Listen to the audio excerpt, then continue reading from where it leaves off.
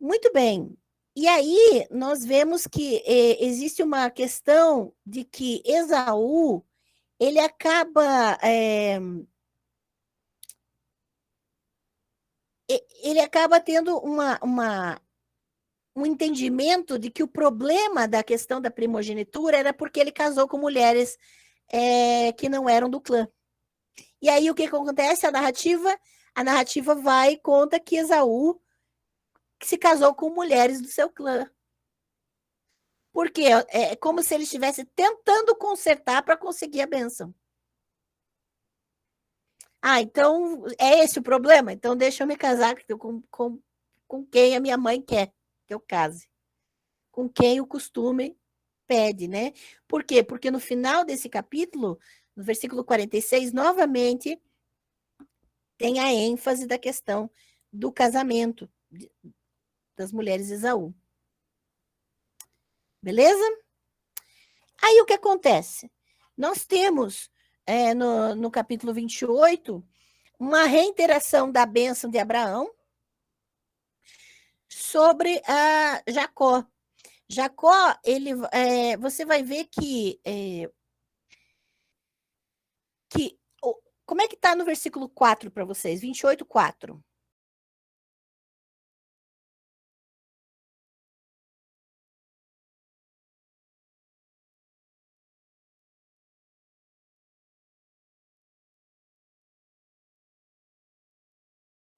Então veja o que Isaac está fazendo quando ele despede Jacó. Ele vai reiterar essa bênção de Abraão, ele vai fazer a conexão com as outras tradições dos patriarcas, para que Jacó seja dado como uma continuidade da narrativa. Então, aqui o redator vai estabelecer a conexão das narrativas dos patriarcas, Isaac falando para Jacó sobre a bênção de Abraão. Ele conecta os três patriarcas. Tranquilos? É bom que a gente perceba, e aqui é um estilo sacerdotal de bênção que vai dar a digital do redator, e a partir dessa bênção, Jacó segue em viagem para a terra da família da mãe dele, para ir se casar lá. Só que no caminho, no versículo 11, existe algo que acontece. Ele para num lugar, e nesse lugar, a palavra lugar é repetida o tempo todo. Então, o que acontece? O narrador fala assim: Jacó parou num lugar, e esse lugar era deserto, e Jacó dormiu naquele lugar, e a palavra lugar vai sendo repetida frase por frase. O que o narrador está fazendo? Está meio que sinalizando, ó, o lugar é importante. Por quê? Exatamente. Porque, posteriormente, você vai ver que é uma etiologia, é uma explicação da onde esse lugar se chamou Betel, casa de El, Beit El, tá? El é o nome de uma divindade, tá? Que a gente vai ver nas nossas últimas aulas.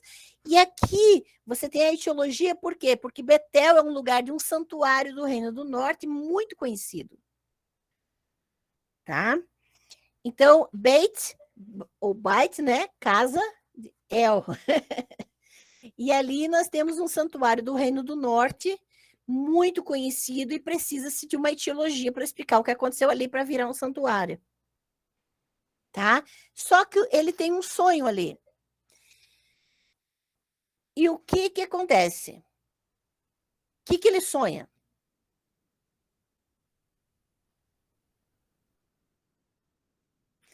Ah, então, a palavra, as traduções, a maioria das traduções coloca escada. Porém, não é a palavra escada, e não tem como entender pelo termo hebraico que é uma escada, mas é uma rampa. Rampa.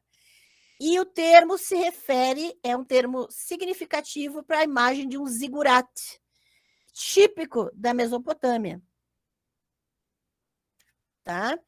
Então, o termo, ele remete à imagem de um zigurat. Não é uma escada.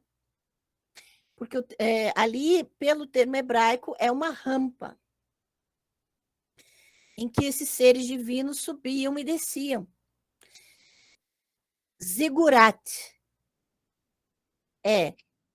Zigurat. Você pode escrever zigurate, sem problema nenhum.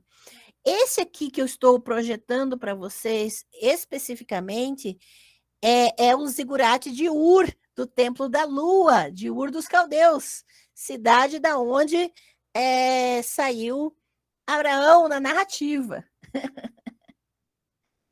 Tá? E esse Templo da Lua aqui, ele fica no Iraque. Então, antiga Babilônia. Aí a gente já tem um pouco a imagem de algo que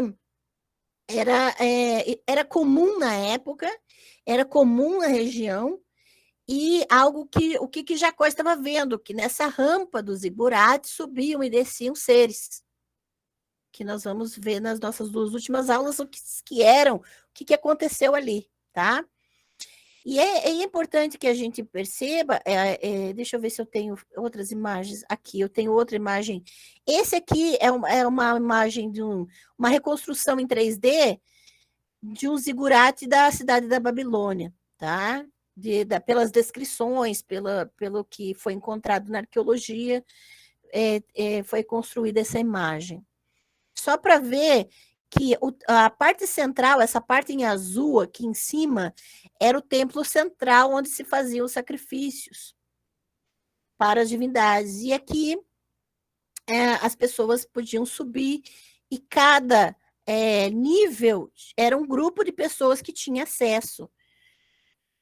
Qualquer semelhança com o templo de Jerusalém e seus níveis de acesso às pessoas não é mera coincidência.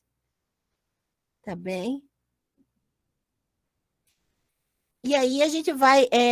Acho que eu tenho mais uma aqui. Isso. Tenho mais um desenho só para ver um pouco o gráfico, né? De que tinham. Não, tem vários. E os zigurates são construções que existem semelhanças até aqui na América do Sul, viu?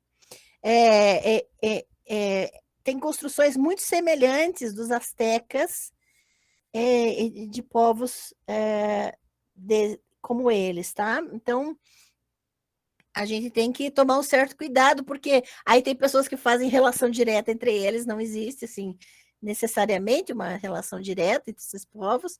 Isso aí tem muita especulação e muita pesquisa, né? Mas não é o caso aqui, mas existe sim outros zigurates, não tão inteiros como aquele de Ur, bonitinho, né? Nem tudo ficou de pé, como aquele lá, perfeitinho, né? Devido às guerras e outras coisas. Então, o que Jacó faz? Ele levanta uma pedra naquele lugar. Né? No versículo 11, ele fala, primeiro, ele pega uma pedra, e ali o termo não é pegar uma pedrinha, e daí fazer assim, ó. Tá?